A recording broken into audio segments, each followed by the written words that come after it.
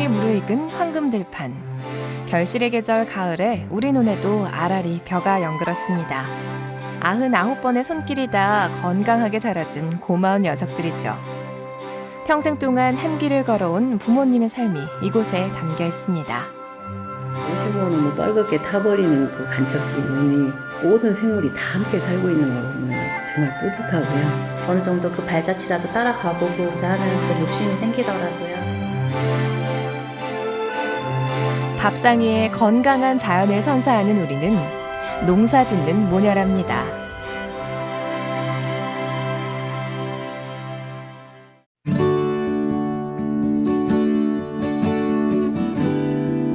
나무 위에도 땅 위에도 가을의 풍요로움이 열매 맺는 계절. 보성 땅에 자리 잡은 우리 농장에도 가을이 무르익어 갑니다.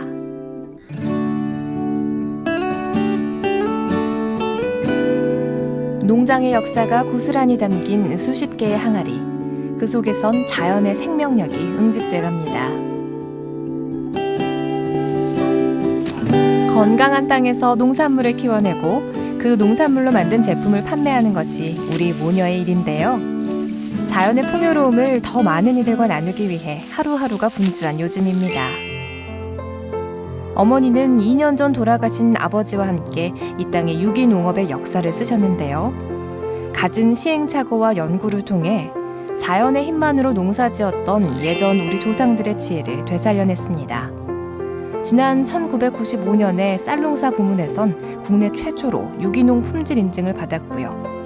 그 어떤 곳보다 건강한 생태계를 간직한 논에선 맛도 영양도 일품인 벼가 생산됩니다. 유기농이 화학농법 하는 것보다 더 쉽다 이렇게 생각을 하는데 노하우가 없었을 때는 그게 아니었죠. 초창기 때는 그냥 1년 내 풀만 매다가 한 해 지나가고 또 훌쩍 지나가고 이래서 풀에 튀어서 제가 죽는 줄 알았어요. 근데 지금은 이제 방법을 이제 아는 거죠. 그러니까 노하우가 생긴 거죠. 유기농 할 수 있도록 유기농이라고 해서 다 어려워야 되는 건 아닌데 벽시부터 시작해서 강화해서 또 튼튼하게 심어서 키워서 아예 병충해가 근접을 못하게 하는 거예요.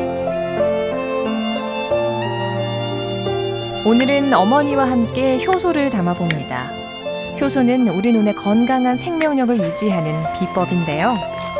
사과와 참다래, 냉이며 쓴바귀에 해초류까지 산과 들, 바다의 영양을 고스란히 간직한 재료들을 유기농 설탕과 섞어 효소를 담습니다. 94가지나 되는 재료가 어우러지는 효소는 그대로가 자연이고 생명이고 영양입니다. 질경이도 있고 이렇게 산에서 채취하는 것들은 이렇게 즙이 많이 안 나오기 때문에 과일하고 같이 해주면 산에 산채류, 뭐 해초류, 과일, 야채, 근채류 뭐 이런 게 다 종합해서 들어가서요. 20일 정도 발효를 하면 다 발효가 됩니다. 1차, 2차, 3차 발효를 거쳐서 이제 숙성실로 들어가는데 숙성실은 온도 변화가 없는 곳에 두어야 됩니다. 이곳에서 가장 오래된 효소는 17년 전에 담은 건데요. 효소는 오래될수록 맛과 성질이 부드러워져서 마시기 좋은 음료가 되죠. 원액을 걸러내고 남은 찌꺼기는 땅의 기운을 살리는 자연 비료가 됩니다. 결국은 또 발효시켜서 원액은 우리가 따로 쓰고 찌꺼기는 또 쌀겨나 이런 게 또 해서 퇴비로 쓰고 그래서 버리지 않는 그런 농법. 그 식물이 우리한테 되돌려 주는 게 또 귀한 거고 또 우리가 사람이 먹을 수 있는 것만 채취하고 또 되돌려주고 그래서 자연 순환 농법이라고도 할 수 있죠. 농약과 화학 비료가 공식화됐던 시절 부모님의 생각은 시대를 앞서간 것이었습니다. 남다른 길을 가는 것에 대해 주변의 따가운 시선을 받기도 했고요. 잡초와 병해충이 심해 수확을 포기해야 했던 시절도 길었습니다.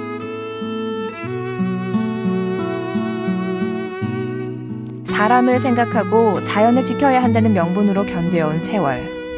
이제 어머니는 대한민국 최고 농업기술명인에 선정될 만큼 농부로서 최고의 기술을 인정받고 있습니다. 30년간 자연의 힘만으로 지켜낸 논은 그 어떤 곳보다 건강한 생태계를 품게 됐습니다. 이 논에서 생산하는 쌀의 당도와 미질은 말할 것도 없이 좋고요. 강하게도 키웠지만 천적이 다 살아있어요. 논에 생태계가 살아있죠.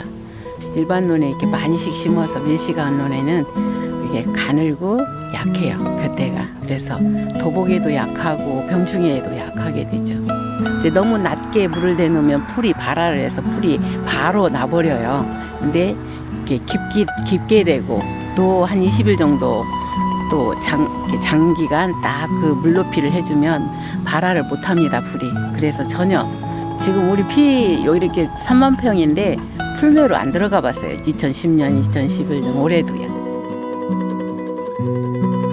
고단했던 세월을 보상하듯 잘 자라준 벼를 보면 어머니와 저는 배가 부르답니다. 사남매 중 맞이인 저는 아버지의 사랑을 가장 많이 받았는데요. 논에 가는 새벽길에 꼭 저를 데리고 가셨답니다. 벼들도 주인의 발자국 소리를 듣고 자란다고 생각을 하셨어요. 그래서 항상 새벽마다 논에 가서 박수를 치면서 벼들한테 인사를 하셨어요. 어렸을 때 그렇게 아버지 따라서 논에 올 때는 조금 주위 사람들이 볼까봐 창피하기도 하고 부끄러웠었는데 커보니까 조금씩 알아가고 있어요. 저도 이제 조금씩 배워가는 단계라고 생각이 돼요. 대학에서 문헌정보학을 전공하고 유학을 준비하던 시절 아버지가 병을 얻게 되셨죠. 도저히 부모님을 두고 떠날 수 없어 유학을 포기하고 부모님 곁에 돌아온 지 5년. 그동안 아버지는 우리 곁을 떠나섰지만 저는 아버지의 뜻을 이어가는 농부가 되어가고 있습니다. 그 계기가 되었던 게요. 제가 하루는 아버지 강의를 다른 데서 듣게 됐어요. 근데 그 수업을 처음으로 들어봤는데 그때 아버지께서 하셨던 이야기들을 들으면서 부모님께서 이때까지 해오셨던 일이 얼마나 중요한지, 그리고 이거를 누군가는 좀 꼭 이어나가야 한다면 그걸 내가 해보고 싶다, 그런 생각을 했었어요.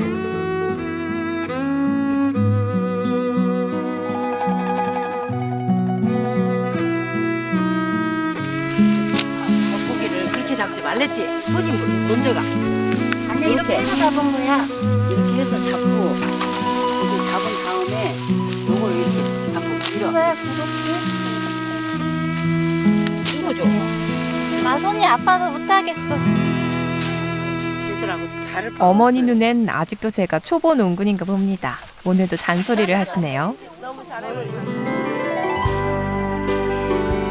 논의 모퉁이 쪽의 벼를 낫으로 베고 나면 본격적인 수확이 시작됩니다. 콤바인이 훑고 지나간 자리에 나락이 쌓이면 뿌듯한 마음을 감출 수가 없는데요. 1년간의 수고로움이 모두 보상되는 시간입니다. 우리는 색깔 있는 쌀도 키워냅니다. 백미, 현미를 기본으로 녹미, 정미, 흑향미까지 5색미를 생산하는데요. 녹미와 정미는 이 땅에서 사라져가던 것을 아버지가 되살려내신 겁니다. 아버지가 직접 품종을 개량을 하신 건데요. 빨간 쌀이에요. 정미. 이거는 항암 효과가 있고 심장 계열에 좋아서 또 카테킨 성분이 많이 들어있어요. 아버지가 남기신 유산과도 같은 문제인데요. 저는 더 많이 이 쌀을 많은 분들이 드실 수 있게 더 재배를 확대하는 게 저희 목표입니다.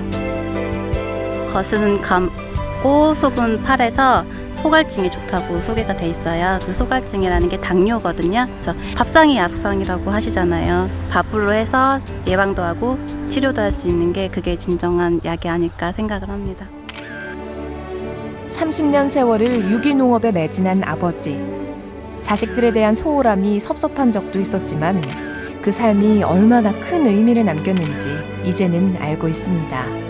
아버지는 유기농으로 재배된 이 쌀이 모든 사람들이 다 먹기를 원하셨어요. 그러니까 평화라는 글자가 사람들의 입에 벼가 골고루 들어가는 게 바로 평화다, 그렇게 해석을 하셨거든요.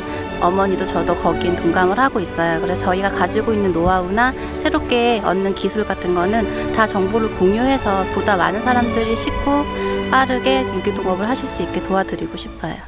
종종 이제 촬영을 했었는데 어머니께서 아버지의 참 뜻을 살려서 좋아하세요. 우리는 농장의 교육원을 운영하고 있습니다. 오늘은 멀리 서천에서 어머니들이 찾아오셨네요.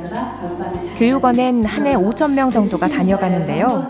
우리는 유기농법이 왜 중요한지, 어떻게 농사지어야 하는지를 세세하게 설명하고 직접 체험하도록 합니다. 농미 정미하고요. 흰쌀은 찹쌀. 유기농이 어렵고 돈이 안 된다 이렇게 생각을 하시기 때문에 굉장히 또 두려워한다 그럴까 아니면 어렵게만 생각하시기 때문에 땅을 사시는 동안에 좀 참을성만 기른다면 그렇게 어려운 부분은 아니다. 유기농업의 장점을 제대로 알려면 딱딱한 교육장에서 벗어나야 되겠죠? 직접 논에 나가 살아있는 생태계를 만난다면 누구나 유기농업의 가치를 알게 되는데요. 오늘은 보성여중 친구들이 우리 논에 찾아왔습니다. 예전엔 지천에 널려있던 우렁이며 물방개, 미꾸라지를 무척이나 신기하게 바라보는 아이들. 한껏 들뜬 모습이 참 예쁘네요. 이런 게 살아있으면은 이 땅이 건강하다는 증거예요. 요즘은 어디를 가나 농약하는 풍경을 많이 볼 수 있는데 특별히 여기는 농약을 하지 않고 일반 논에서 찾아볼 수 없는 메뚜기라든가 우렁이라든가 여러 가지 미생물들을 많이 찾아볼 수 있습니다. 그래서 이런 공간이 소중하고 체험이 소중한 것 같아요. 제가 커서 나중에 저희 애들이 볼 수 있었으면. 그 전에 뭐 했어요? 이 친구의 생각대로 될 수 있도록 더 애써야겠습니다. 지금 오늘 여러분들은 인절미를 만들 거예요. 아직도 안 나왔네. 농장에서 생산된 찹쌀로 밥을 지었더니 윤기가 자르르 흐르는데요. 여러 차례 떡매를 치다 보면 쫀득쫀득 찰기 가득한 인절미가 되죠. 직접 떡매치기에 나선 아이들은 신기하기도 하고 재밌기도 한지 웃음소리가 끊이지 않습니다. 떨어진 거를요. 평소에 떡을 좋아하지 않던 아이들도 이렇게 직접 만들어 먹는 인절미는 참 좋아하더군요.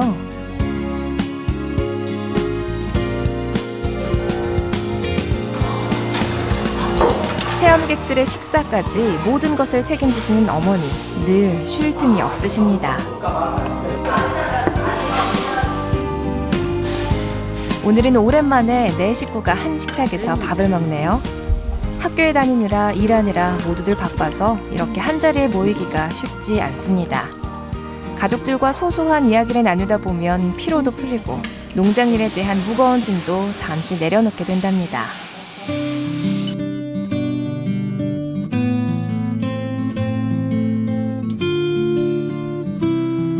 분주한 하루가 저물고 모두가 차분해지는 시간. 바쁜 낮에 하지 못했던 이야기를 어머니와 나눕니다. 사업 계획도 이야기하고 교육원 운영에 대한 계획도 세우는 시간이죠. 농가 한 농가 두 농가가 이렇게 시작을 한다고 하면 온 들판이 다 자연 생태계가 살아나서 이렇게 되겠구나. 다 완벽히 잘할 수는 없지만 그냥 계속 지금처럼 조금씩 해나간다면 언젠가는 부모님의 이름에 좀 법인 가지는 못하더라도 조금이라도 나는 초보 농사꾼. 아직은 부모님이 이룬 삶의 흔적만을 쫓기에도 바쁩니다. 하지만 그렇게 한 해 두 해가 흘러가고 정성을 다해 자연을 대하다 보면 언젠간 부모님만큼의 지혜와 연륜을 쌓게 되겠죠.